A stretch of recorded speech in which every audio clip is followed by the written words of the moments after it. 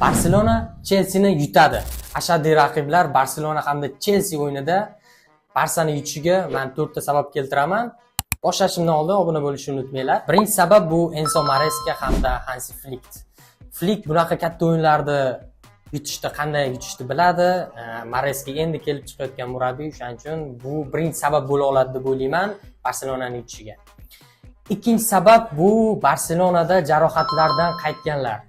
Rafinha, Joan Garcia hamda Pedri bu o'yinda ishtirok etadi va ularning ta'siri juda katta. Uchinchi sababimiz bu Cole Palmer uyida jarohat olibdi, barmog'ini kesib olgan ekan va bu bunaqa katta o'yinchi Chelsea safida yo'qligi bu asosiy sabablardan biri albatta. To'rtinchi sababimiz esa bu Lamine Yamal effekti. Yamal fenomeni bu o'yinda katta ta'sir ko'rsatadi, chunki u yoqda Palmer yo'q, bu yoqda esa Yamal bor. Shuning uchun Barselona yutadi deb o'ylayman. Do'stlar, yana ham bu futbolda hamma narsa bo'lishi mumkin. Chelsea ham yutishi mumkin, Barsa ham yutishi mumkin va men asosiy sabablarni keltirib berdim Barsa yutishi haqida. Yana ham sizlar taxminlarni yozib qoldiringlar, qanaqa shot bo'ladi deb o'ylaysizlar?